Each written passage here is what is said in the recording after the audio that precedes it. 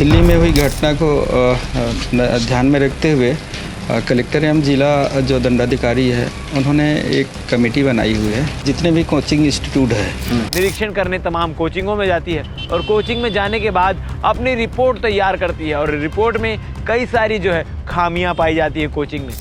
इनको बता दिया गया कि आपको क्या क्या करना है। कुछ जगह पे इनके कुछ ठीक भी मिले हैं और बाकी जो कमियां हैं हाँ, मैंने वही कहा कि इसके लिए गाइडलाइन यही है कि जो हमारे लिए गाइडलाइन है कि हमको जांच के विषय पे सुरक्षा मानक हैं जो उनके पालन कर रहे हैं कि नहीं उनको देखनी है, जिसको लेकर टीम रिपोर्ट तैयार कर रही है। रिपोर्ट तैयार होने के बाद जिला दंडाधिकारी यानी दुर्ग कलेक्टर ऋचा प्रकाश चौधरी इस पर एक्शन लेगी और कार्रवाइयां भी की जाएगी, नोटिस भी जारी किए जाएंगे। कुछ दिनों पहले खबर आती है कि दिल्ली के एक कोचिंग में राजेंद्र नगर में जहां पर सारी तैयारियां होती है, जहां पर दूर दूर से पूरे देश भर से बच्चे जो है वो पढ़ाई करने जाते हैं, अपनी तैयारियां करने जाते हैं, वहां एक कोचिंग में पानी भरने के कारण यूपीएससी एस्पिरेंट 3 एस्पिरेंट की मृत्यु हो जाती है। इस बात को बीते हुए कुछ दिन ही हुए थे कि इस चीज़ों में संज्ञान लेते हुए तुरंत दुर्ग कलेक्टर ऋचा प्रकाश चौधरी एक टीम गठित करती है और उस टीम को औचित्य निरीक्षण के लिए तमाम भिलाई दुर्ग के कोचिंगों में भेजा जाता है। दुर्ग जिले के अंदर जितने भी कोचिंग हैं उनमें सर्वे करवाया जाता है, निरीक्षण करवाया जाता है कि जो भी रूल्स और रेगुलेशन है, जो भी मापदंड है, वो कोचिंग वाले उसका पालन कर रहे हैं कि नहीं कर रहे हैं। बच्चों की सिक्योरिटी, बच्चों की सेफ्टी के लिए ध्यान दे रहे हैं कि नहीं दे रहे हैं। जो रूल्स उन्हें बताए गए हैं उनका ठीक तरीके से पालन किया जा रहा है कि नहीं किया जा रहा है। कोचिंगों में जो फायर एक्सटेंशन रहते हैं वो है कि नहीं है। आग लग जाने पर या किसी प्रकार की आपदा आ जाने पर इमरजेंसी एग्जिट की व्यवस्था है कि नहीं है। भवन अनुज्ञा जो है वो है कि नहीं है, उनके पास बिल्डिंग परमिशन है कि नहीं है। और इसके साथ साथ जितनी कैपेसिटी के बढ़ाने की एक कमरे में अनुमति है, कहीं उससे ज़्यादा बच्चों को तो नहीं बैठा के पढ़ाया जा रहा है। इन सारी चीज़ों का निरीक्षण करने के लिए दुर्ग कलेक्टर ने एक टीम बनाई, जिस टीम में एसडीएम समेत तमाम अधिकारी मौजूद थे और वो टीम आज से 2 दिन पहले निरीक्षण करने तमाम कोचिंगों में जाती है और कोचिंग में जाने के बाद अपनी रिपोर्ट तैयार करती है और रिपोर्ट में कई सारी जो है खामियां पाई जाती है। कोचिंग में कई सारी खामियां होने के बाद उन्हें समझाइश दी जाती है, बताया जाता है कि आपकी कोचिंग में इस चीज़ की कमी है, चाहे वो फायर एक्सटेंशन की कमी हो, चाहे वो इमरजेंसी एग्जिट की कमी हो। लगभग अधिकतर जो कोचिंग है वहाँ पर देखा गया है कि सिर्फ एक ही एंट्री और एग्जिट गेट है, जबकि 2 एंट्री और एग्जिट गेट बनाने के नियम है। एक गेट से एंट्री और दूसरे गेट से एग्जिट। इसके साथ ही इमरजेंसी द्वार भी होना चाहिए, इमरजेंसी गेट भी होना चाहिए, मगर ये सारी चीज़ें जो है तमाम कोचिंगों में नहीं पाई गई है, जिसको लेकर टीम रिपोर्ट तैयार कर रही है। रिपोर्ट तैयार होने के बाद जिला दंडाधिकारी यानी दुर्ग कलेक्टर ऋचा प्रकाश चौधरी इस पर एक्शन लेगी और कार्रवाइयाँ भी की जाएगी, नोटिस भी जारी किए जाएंगे।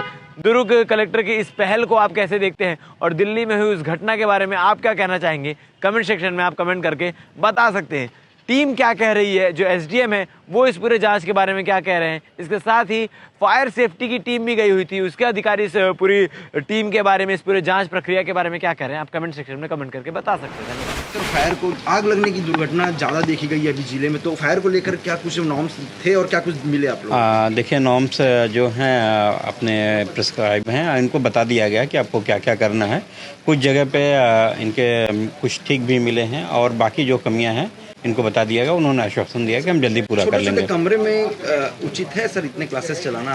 आप देखिए, अब ये तो कमेटी जांच कर रही है और डिसीजन जो है हमारे जो वरिष्ठ अधिकारी हैं उनको लेना है।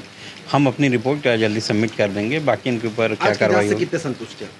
आज की जांच से संतुष्टि तो देखिए, बहुत सारी चीज़ें होती हैं कि इनको चलाना है और ये चला रहे हैं। किसी का कोचिंग ऐसा नहीं है कि हमें बंद करना है, लेकिन जो सुरक्षा के जो मानक हैं उनको पूरा करके चलाएं। बच्चों की सेफ्टी और जो एम्प्लॉयज़ की सेफ्टी वो सबसे फर्स्ट है। जिस प्रकार से दिल्ली में घटना हुई थी, छात्र की मौत हो गई, उसके बाद कहीं ना कहीं जिला प्रशासन, दुर्ग जिला प्रशासन भी सक्रिय हो गया और क्या कुछ कोचिंग संस्थाओं में जो चेकिंग की गई आप लोगों के द्वारा?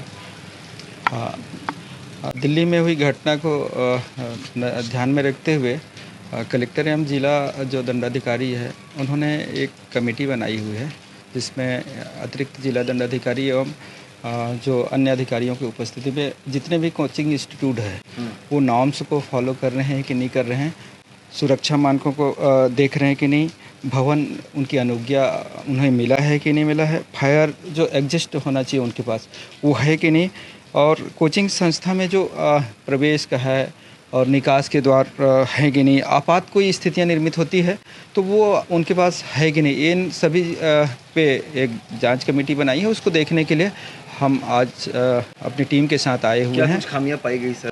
अभी तो हमारी एक रिपोर्ट बनेगी, उसमें देखेंगे कि जो नॉर्म्स में है कि नहीं, उन्होंने पालन किया है कि नहीं किया है। हम इसकी रिपोर्ट कई हम जगह फायर सेंसर अलार्म बंद दिखे। हाँ उसकी भी हम नोट कर रहे हैं और नहीं है तो अपने जिला प्रशासन की तरफ से उनको नोटिस करेंगे, इशू इन करेंगे। पर किस प्रकार की कार्रवाई होगी? जो अब ये तो हमारी रिपोर्ट सबमिट होगी, इस पे कार्रवाई हमारे कलेक्टर।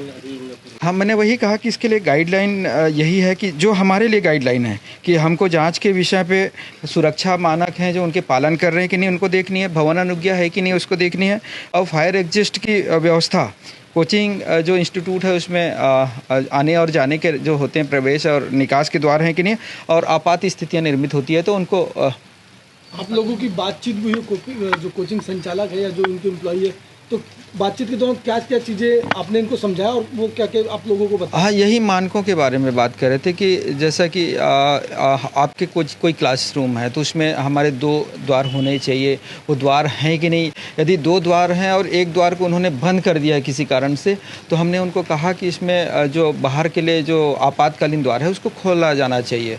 तो इस तरह से जो या तो डायरेक्टर उनके उपस्थित थे या कोई एम्प्लॉय थे, उनसे हमारी चर्चा हुई है कि आप सुरक्षा मानकों का पालन करें। बच्चों के स्ट्रेंथ को लेकर भी चर्चा हुई, क्योंकि बिल्डिंग आपने फिजिकली देखा कितनी बड़ी बिल्डिंग है, कितना बड़ा स्ट्रक्चर है, उसके हिसाब से फिर जो बच्चों के स्ट्रेंथ को भी लेकर बात हुई आप लोगों? हाँ उसमें भी बात हुई, क्योंकि अभी जो हम जब आए हैं तो हमने देखा कि वहाँ पे एक क्लासेस चल रही है और उसमें 15 से 20 बच्चे ही हैं। उन्होंने जो संख्या बताई है उसके हिसाब से जो उपलब्ध उनके पास कमरे हैं, हाँ उस पर हम देखेंगे कि क्या उसके अनुसार अकॉर्डिंगली है कि नहीं है, उस पर हम अपनी रिपोर्ट सबमिट भिलाई दुर्ग में कोई भी इंस्टीट्यूट कोई भी कोचिंग बेसमेंट पे तो नहीं संचालित? अभी तक हमने नहीं देखा है। हम अभी आज ये नहीं कह सकते कि कोई बेसमेंट पे भी उनकी क्लासेस चल रही है और कोई एक्टिविटीज़ हैं।